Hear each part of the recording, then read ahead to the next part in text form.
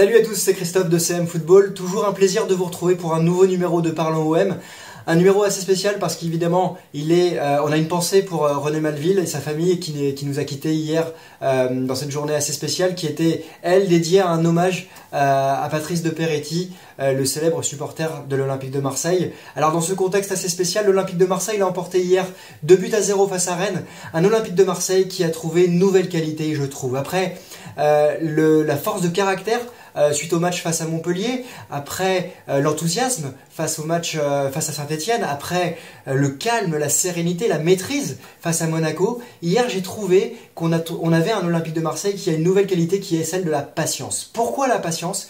Parce qu'on a encore eu 20 minutes de feu de l'Olympique de Marseille, 20 premières minutes où on a eu ce bordel organisé de cet OM qui joue court, qui joue long, qui arrive à trouver différentes formes de jeu et qui déstabilise l'adversaire avec des passes courtes, des centres aériens, avec un Under qui était en forme, avec un Payet aussi qui a donné le tempo dans ce début de match, avec un Pape Gueye aussi qui était impressionnant dans la récupération du ballon. Et ce bloc marseillais aurait pu ouvrir le score dès les 20 premières minutes. Puis ensuite, on a ce Rennes de Genesio qui a bouché les espaces, qui a empêché l'Olympique de Marseille de se développer et qui est arrivé à la fin de la première mi-temps avec un score de 0-0, un score nul et vierge. Et puis on a senti Rennes sur quelques occasions mettre en difficulté le bloc marseillais en se procurant notamment de nombreux corners, même s'il n'y a pas eu de situation dangereuse. Et puis cette patience, elle s'est développée en deuxième mi-temps avec, on a trouvé déjà les 5 premières minutes de la deuxième mi-temps, on aurait pu penser que l'Olympique de Marseille aurait pu se retrouver en difficulté parce qu'il y a eu une situation du côté de Rennes. Et puis ensuite, le jeu s'est de nouveau remis en place et puis il y a Paul Lirola qui a centré pour Bamba Dieng qui a marqué son premier but au Vélodrome hier. Un but avec de la réussite, certes, mais on va en reparler tout à l'heure de ce joueur qui monte en puissance du côté de l'OM. Et puis encore une fois, après, on a une double pensée du côté de cet Olympique de Marseille. On aurait pu penser que cet Olympique de Marseille s'est endormi, encore une fois, avec ce jeu qui s'est calmé, mais comme d'habitude, quand une équipe mène 1-0, c'est à l'autre équipe, c'est à l'équipe adverse de faire le jeu. Et là, on a senti Rennes qui montait d'un cran dans ce système. Et encore une fois, on a eu ce qu'on peut peut-être habituer, on va peut-être s'habituer à ça et ça peut être intéressant, cette passe en profondeur de Luan Pérez pour Amin Harit qui est rentré en jeu à ce moment-là et qui, avec encore un peu de réussite, avec un contre favorable et puis un gardien rennais qui s'est mal couché, a lui aussi marqué son premier but au Vélodrome. Ensuite, le match est devenu en quelque sorte une formalité pour l'Olympique de Marseille, une maîtrise, une patience qui a été récompensée et 3 nouveaux points dans la course à la Ligue des Champions qui sont importants, on va en reparler également. Mais ça, c'était le premier point pour la situation du match avec ce mot patience qui, pour moi, est une vertu nouvelle de l'Olympique de Marseille. On le verra par la suite si cela se confirme. Le deuxième point, évidemment, on va revenir sur les joueurs. Là, j'ai trouvé les joueurs qui étaient en forme. On a un Payet qui est revenu, qui n'avait pas joué depuis 2 matchs, qui a donné le tempo, comme on l'a dit tout à l'heure. On a un Pape Gueye aussi qui était important dans la récupération du ballon. On a un Guendouzi encore qui a 3 poumons.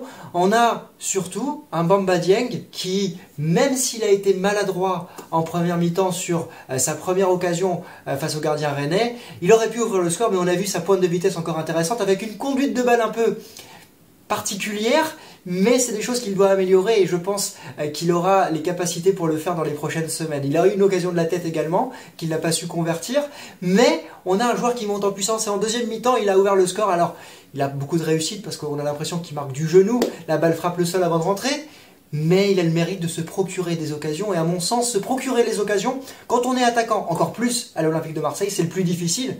Après, il faut savoir les convertir et il est en train de marquer des points dans cette équipe de Jorge Sampaoli. Il y a un autre joueur que j'apprécie beaucoup dans cet effectif qui monte en puissance. On va parler de 2 défenseurs. Il y a Luan Pérez, encore une fois, impressionnant balle au pied, impressionnant dans le duel, impressionnant dans le jeu long. Et toujours dans cette ouverture, on se rappelle du but de Bamba Dieng face à Monaco, le but du 2-0. Là, hier, on avait la copie conforme avec Amin Harit sur le côté gauche. Et puis, il y a William Saliba. Alors, William Saliba, j'ai 9 points sur 10 à lui donner parce que 9 points où on sent vraiment la carrure, la stature, la maîtrise, un jeu propre. Après, attention aux sautes de concentration. On a pu le voir en deuxième mi-temps, perdre un ballon qui aurait pu mettre en difficulté la défense marseillaise. Donc à voir. Et puis il y a aussi Pau Lopez. Pau Lopez, je voudrais encore attendre. Mais ce qui est important de penser sur ce gardien, c'est qu'il vient de réaliser 2 clean sheets en 3 matchs et que l'Olympique de Marseille est invaincu. C'est important aussi dans l'état d'esprit que demande Jorge Sampaoli. On verra si cette semaine, avec 2 matchs en 3 jours, Jorge Sampaoli remet Steve Mandanda, pour qui évidemment beaucoup de supporters marseillais ont un affect depuis sa carrière, avec l'ensemble de sa carrière à l'OM. Alors, voilà, il y a des points satisfaisants, il y a surtout un banc, quand on voit hier que Camara est rentré, quand on voit qu'Harit est rentré, quand on voit que Gerson est rentré. C'est intéressant dans la course à la Ligue des Champions, et il y a 2 matchs cette semaine. Il y a un match à Angers qui a perdu 4-1 hier à domicile face à Nantes.